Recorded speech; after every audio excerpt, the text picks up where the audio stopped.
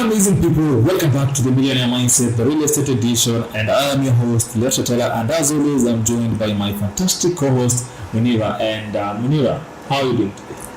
I'm doing great, and thanks for asking, Tala. And I'm so excited for today's episode.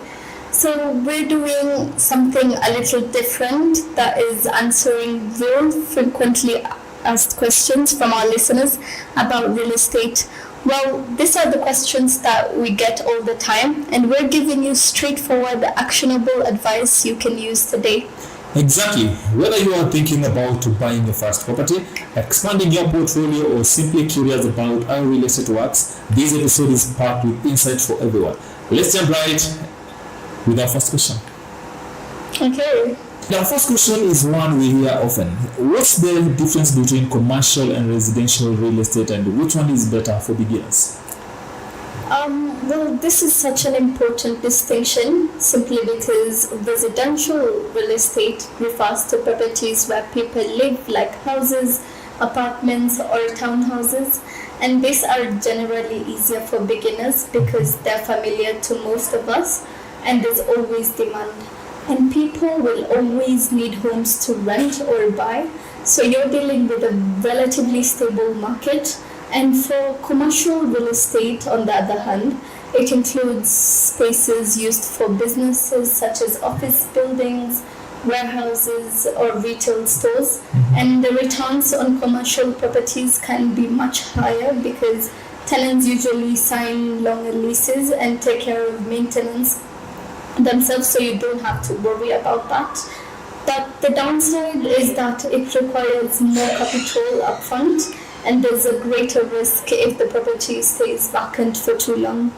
Oh, and so if someone's just starting, would you recommend residential over commercial?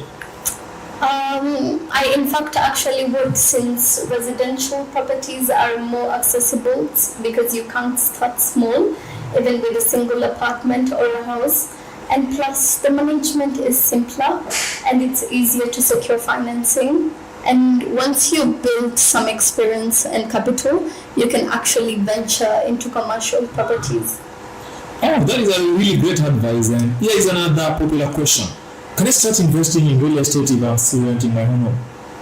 Yes, this is actually a very common situation. And the idea is that you don't need to own the home you live in to start investing. Many people begin by purchasing rental properties in areas where they can afford to buy, even if those areas are different from where they live. Like, for instance, someone renting in Kilimani might invest in South Sea because the entry point is more affordable and the rental demand is still strong. And it's all about strategy, and your first property should generate income or appreciate in value over time.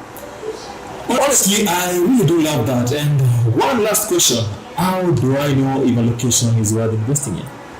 Well, to start off, this is one of the most critical decisions you'll make as an investor. Start by looking at three key factors, that is infrastructure, demand, and future growth. And on infrastructure, that is, you'd look at if the area is well connected. Are there schools, hospitals, and shopping centers nearby? For example, South Sea has a great mix of these amenities, making it a prime residential area. Number two, on demand, you'd be asking the question, are people moving into this area? High demand for rental properties are homes for sale means that you're more likely to find tenants or buyers. And last but not least, on future growth, you should ask what developments are planned for the area. For instance, if a new road, mall, or university is being built, the property values in that area are likely to rise. So research the local government plans or check with developers for upcoming projects. These are some excellent tips, Munira. Yeah. Location really is everything in real estate. Yeah, it really is everything. That's the first thing you should think about if you're trying to invest. And now, let's talk about finances. And here is a question we get often from potential buyers. I want to buy property, but I can't afford to pay all at once. Do I have options? Well, yes, of course, and this is actually where Marwa Home really stands out. With our off-plan projects, we offer flexible payment plans designed to make owning property more accessible. So let me break it down for easier understanding. So imagine you found the perfect two-bedroom apartment at one of our developments like Oleshapara Towers or Taktiho Towers, and instead of paying the full amount upfront, you could spread your payments over 24 months. And here's the best part, you actually don't need to pay consecutively every month. For instance, you could choose to pay quarterly, biannually, or even set custom milestones that work with your financial situation. And this kind of flexibility is rare in the market, and it's something we're really proud of. So it allows you to manage your cash flows without pressure of traditional monthly payments. Oh, that is really amazing, and it sounds perfect for someone who might have fluctuating income or doesn't want to be tied down to rigid payment schedules. And here is another related question. And why would someone choose to buy off-plan instead of a ready-made home?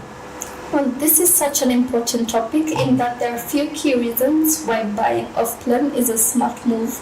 And number one, at the top of the head, is off-plan properties are often priced lower than ready-made homes, hence making it affordable, meaning you can secure a great deal before prices rise as the project nears completion. And number two, with off-plan, you might get the chance to select finishes, layouts, or other features that suits your style, and essentially tailoring your home to your taste. And number three, we have high returns on investment. Since you're buying at an earlier stage, the value of the property usually increases by the time it's completed. For instance, if you're investing in Kilimani or South Sea projects, the appreciation in value will likely be significant by handover. Oh, that is really making a lot of sense. And speaking of projects, here is another frequently asked question. How can I be sure the project will be completed on time? This is such a valid concern because not all developers deliver as promised. At Marwa Homes, transparency is key. First of all, we have a proven track record of completing projects like Tower Heights and handing over properties on schedule. We also keep our clients updated regularly through progress reports, site visits, clear timelines. Plus, since our projects are already in advanced stages of planning, you can rest assured that everything from land ownership to approval is in place. That level of transparency is so important. And one final question for this segment. If I invest in an off-plan project, do I still need to pay for maintenance after the handover? Yes, but here's the good news. At Marwa Homes, we prioritize making the transition seamless for homeowners. Maintenance fees are typically tied to the shared spaces like elevators, parking, and security, and are kept affordable.